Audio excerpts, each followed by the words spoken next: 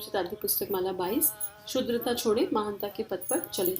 आइए गायत्री मंत्र के साथ स्वाध्याय को आगे बढ़ाते हैं।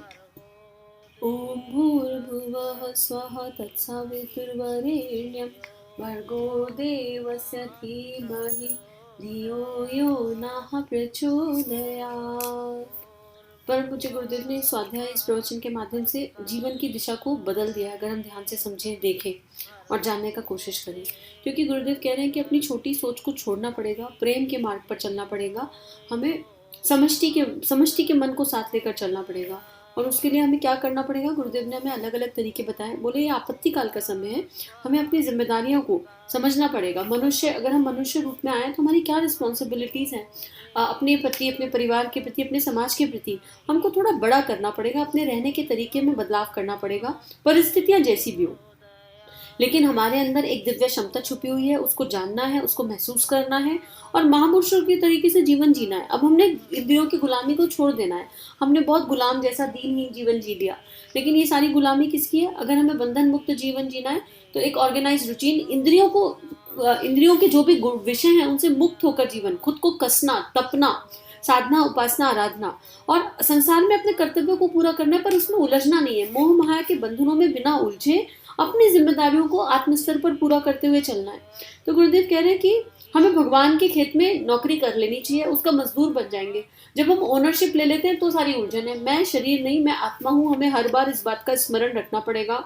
और उसके लिए जैसे एक लकड़ी जो है जब संविधा बन जाती है और अग्नि में चली जाती है तो अग्नि के गुण आ जाते हैं।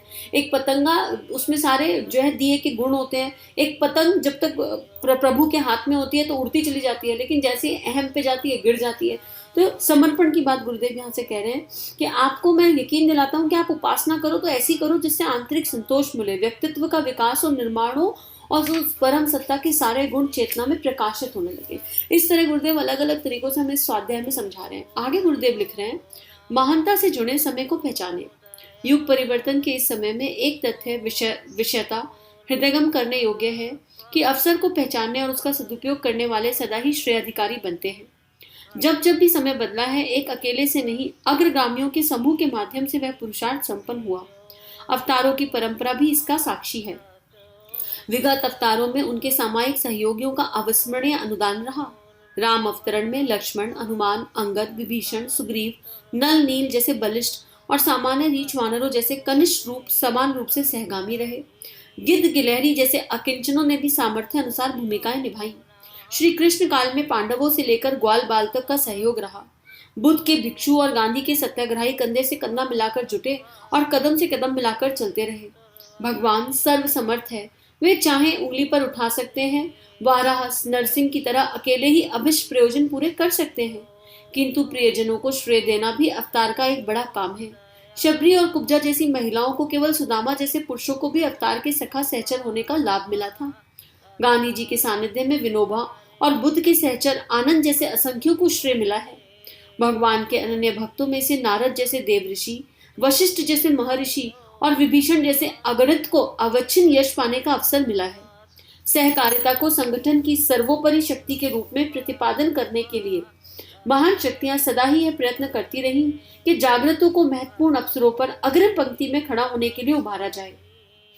अर्जुन के साथ तो इसके लिए भर्त्सना उपाय बढ़ते गए। सुग्रीव को धमकाने लक्ष्मण पहुंचे थे। परमहंस विवेकानंद को घसीट कर लाए थे। अम्बपाली, अंगुलीमाल, हर्षवर्धन और अशोक से जो लिया गया था उससे असंख्य गुना उन्हें लौटाया गया था। भामाशाह के सौभाग्य पर कितने ही धनाध्यक्ष ईर्ष्या करते हैं। भगत सिंह और सुभाष जैसा यश मिलने की संभावना हो तो उस मार्ग पर चलने के लिए हजारों आतुर देखे जाते हैं। समझाया जाए तो कितना ही केवल बिना उतराई लिए पान उतारने की प्रक्रिया को पूरा कर सकते हैं। पटेल और नेहरू बनने के लिए कोई भी अपनी वकालत छोड़ सकता है, पर दुर्भाग्य इतना ही रहता है कि समय को पहचानना और उपयुक्त अवसर पर साहस जुटाना उन लोगों से बन ही नहीं पड़ता। जागरूक ही हैं जो महत्वपूर्ण निर्णय करते हैं, साहसिकता अपनाते हैं और अविस्मरणीय महान मानवों की पदवी प्राप्त करते हैं। ऐसे सौभाग्यों में श्रेयार्थी का विवेक प्रमुख होता है। अथवा उपनिषदकार के अनुसार महानता जिसे चाहती है उसे वर्ण कर लेती है कि उक्ति में सन्निहित दैवी अनुकंपा के प्रतिपादनों में कौन सा सही है। अब गुरुदेव इस पैराग्राफ के माध्यम से कितनी अच्छी बात बता रहे हैं। भगवान चाहे तो चुटकी बजा के सब कुछ कर लेगा। नरसिंह रूप में आए, वारा रूप में आए, सब कुछ किया ही है, अपने आप किया। प्रहलाद आए, भक्त शिरोमणि के रूप में स्थापित हो गए। तो ध्रुव आए, छोटा सा बालक भगवान रूप में आता है जब, तो कितना कुछ कर जाता है। लेकिन फिर भी भगवान कह रहे हैं कि ये एक समय है, संधि काल का समय, और इसमें हमको श्रेय देने के लिए, केवल श्रेय देने के लिए हमारे भीतर की दिव्यता के जागरण का आवाहन किया जा रहा है, हमारा आवाहन किया जा रहा है। चॉइस हमारी है, हम ना चलना चाहे, हम पड़े रहे आलस में, हम पड़े रहे क्या करना है। कि आवाज आई, उसने एक वाइब्रेशन अंदर दी, उस वाइब्रेशन को मार दिया और सो गए। उस वाइब्रेशन को पे कान दिया ही नहीं पूरी तरीके से। चॉइस हमारी है। लेकिन अगर हमें महानता के पथ पर चलना है तो हमें इस समय इस पुकार को अनसुनी नहीं करना। काम क्या करेंगे ये इंपॉर्टेंट नहीं है, किस इंटेंशन से करेंगे वो इंपॉर्टेंट है। काम बड़ा करेंगे या छोटा करेंगे इंपॉर्टेंट नहीं है। छोटा काम भी श्रेष्ठ भावना के साथ, श्रेष्ठ इंटेंशन के साथ किया गया है तो वो लाभकारी होगा। और जैसे गिलहरी का क्या मानना था, गिलहरी की सोच से अगर सोच के देखें राम जी के केस में, कि मेरे पास इतनी क्षमता है कि मैं अपनी कमर पे बालू उठा के डालूंगी। उसने ये नहीं सोचा कि इस बालू को डालने से क्या होने वाला है, कुछ भी नहीं होने वाला। उसके दिमाग में ये थॉट नहीं आया। उसके दिमाग में एक ही मूल भाव था, मैं अपने प्रभु के लिए जो मेरी क्षमता है उससे जो कर सकती हूँ करूंगी, फल जो मर्जी हो। रिजल्ट की कोई इच्छा नहीं थी और कोई क्रेडिट पाने की इच्छा नहीं थी। उसने सोचा भी नहीं था कि भगवान राम उसकी तरफ देखेंगे या उसको क्रेडिट देंगे कि तुमने इतना काम किया। हम लोग करने से पहले क्रेडिट के पीछे भाग जाते हैं। तो गुरुदेव इन पैराग्राफ्स में यही बता रहे हैं, इतने बड़े बड़े एग्जांपल्स देकर, कि इन एग्जांपल्स का अगर 0.001% भी हमारे जीवन में मैनिफेस्ट हो जाए तो लाइफ बहुत अच्छी हो जाएगी। आगे लिख रहे हैं, चंदन के समीप उस झाड़ झंकाड़ों के सुगंधित बन जाने और उसी मूल्य में बिकने की किंवदंती प्रख्यात है। पानी को दूध में मिलकर उसी भाव बिकने की उक्ति आए दिन दोहराई जाती रहती है। पारस को छूकर काले कुरूप और सस्ते मोल वाले लोहे का सोना जैसा गौरवास्पद मूल्य बहुमूल्य धातु में बदल जाना प्रख्यात है। स्वाति की बूंदों में लाभान्वित होने पर सीपी जैसी उपेक्षित इकाई को मूल्यवान मोती प्रसव करने का श्रेय मिलता है। पेड़ से लिपट कर चलने वाली बेल उसी के बराबर ऊंची जा पहुंचती है और अपनी प्रगति पर गर्व करती है, जबकि वह अपने बलबूते मात्र जमीन पर ही थोड़ी दूर रेंग सकती है। इसी की दुर्बल काया को देखते हुए इतने ऊंचे बढ़ जाने की बात किस प्रकार समझ में नहीं आती, किंतु पेड़ का सानिध्य और लिपट पड़ने का पुरुषार्थ जब सोना सुहागा बनकर समन्वय बनाते हैं तो उससे महान पक्ष की तो हानि नहीं होती, पर दुर्बल पक्ष को अनायासी देवी वरदान मिल जाते हैं। यह उदाहरण उस सुयोग के महत्व को समझाने के लिए दिए जा रहे हैं जिसमें महानता के साथ संपर्क साधना, उसके सहयोग का सहयोग भी पा लेना है, कई बार अप्रत्याशित सौभाग्य बनकर सामने आता है। यूं वैसे अवसर सदा सर्वदा हर किसी के लिए उपलब्ध नहीं रहते।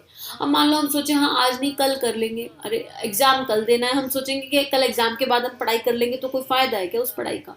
अरे एग्जाम कल देना है तो तैयारी आज ही करनी पड़ेगी ना, संधि काल अब है, अब पुकारा जा रहा है। और मान लो हम समय बीत जाए, फिर हम जागरूक हो जाए, अरे आए थे भगवान आवाज लगाने और हम तब तो सो रहे थे, अब हमारा मूड कर रहा है। हमारे मूड से नहीं चलेगा। आपत्ति काल में हमारा मूड कुछ नहीं है। आपत्ति काल का समय अभी बुलाया जा रहा है तो अभी जागना है, इसी एक क्षण। सोचने में समय व्यर्थ नहीं करना है, समय नहीं है, क्योंकि विषम बेला है, समय भाग रहा है, बहुत तेज गति से भाग रहा है और भागते भागते भगवान सबके दरवाजे खटखटा रहे हैं, अलग अलग स्वरूप में खटखटा रहे हैं। अगर आपके दरवाजे को खटखटाया गया है तो दरवाजा खोल दो, सूर्य के प्रकाश को भीतर आने दो, जो बन पड़े वो कर लो। आगे लिखते हैं, हनुमान का उदाहरण इसी प्रकार का है। वे सदा से सुग्रीव के सहयोगी थे, पर जब बाली ने उनकी संपदा एवं गृहिणी का अपहरण किया तो वे प्रतिरोध में कोई पुरुषार्थ न दिखा सके। इससे प्रतीत होता है कि उस अवसर पर सुग्रीव की तरह हनुमान ने भी अपने को असमर्थ पाया होगा और जान बचाकर कहीं खोआ कंदरा में आश्रय लेना में ही भलाई समझी होगी। पर जब वे प्राण हथेली पर रखकर कामकाज के परमार्थ प्रयोजन में संलग्न हुए तो पर्वत उठाने, समुद्र लागने, अशोक उखाड़ने, उजाड़ने, लंका जलाने जैसे असंभव पराक्रम दिखाने लगे। सुग्रीव पत्नी को रोकने में सर्वथा असमर्थ रहने पर भी अन्य देश में समुद्र पर बसे अभेद दुर्ग को भेद कर वे सीता को मुक्त कराने में सफल हो गए। इसमें दैवी सहायता की बात प्रत्यक्ष है।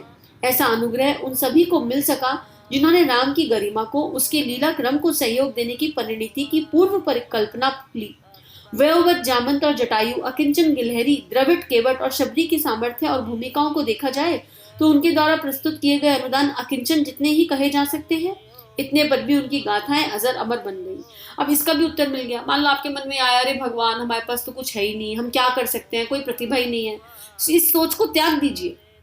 कुछ तो है हर किसी के पास, निश्चित रूप से कुछ है। जो है उसको लगाइए। ये मत सोचिए कि हम कितनों तक पहुंचेंगे, हम कितना कर पाएंगे, कितना नहीं कर पाएंगे। बस मूल इंटेंशन नहीं, मुझे परमात्मा ने मेरा दरवाजा खटखटाया है, मेरे से जो बन पड़ेगा मुझे वो करना है। शबरी ने अपने गुरु के आश्रम की सफाई जीवन भर करी, बिना ये सोचे कि कौन क्या कहेगा, करती रही सफाई। और फिर उनको जब वहां से निकाल दिया गया आश्रम से, तब भी वो रात को आके सफाई करती थी कि मेरे बस में यही है तो मैं यही करूंगी। ना पीछे कोई श्रेय पाने की इच्छा, मूल में एक ही इच्छा है, गुरु के लिए जो कर सकती हूँ वो कर लूं। और उसी गुरु के आशीर्वाद से देखो कितना गजब हो गया। उस गुरु के आशीर्वाद से स्वयं श्री राम आकर दर्शन देकर गए। तो यहाँ पर इस क्वेश्चन का भी आंसर है कि अपने मन में दीनहीन विचार नहीं आने देने, बस अपनी प्रतिभा को जानना है, जितना है उतना करने का प्रयास करते जाना है, करते जाना है, करते जाना है। आगे गुरु देख लेंगे, उनको कुछ कराना होगा आपसे बड़ा करा लेंगे, नहीं कराना होगा तो छोटे करने में दिक्कत क्या है। कुछ किया ही है ना, कुछ लिया तो नहीं, कुछ देने का ही प्रयास किया है ना उस परमात्मा के कहने पर। आगे लिख रहे हैं, अर्जुन और भीम जैसों को श्री कृष्ण से जुड़कर जो श्रेय मिला, उनकी गरिमा असामान्य हो गई। अर्जुन भीम वे ही थे जिन्हें वनवास के समय पेट भरने के लिए बहुरूपीय बनकर दिन गुजारने पड़ते थे। द्रौपदी का निर्वसन होते आंखों से देखने वाले पांडव यदि वस्तुतः महाभारत जीत सकने जैसी समर्थता के धनी रहे होते तो ना तो दुर्योधन दुशासन वैसी भ्रष्टा करते और ना ही पांडव उसे सहन करते। क्या एग्जाम्पल दिया गुरुदेव ने।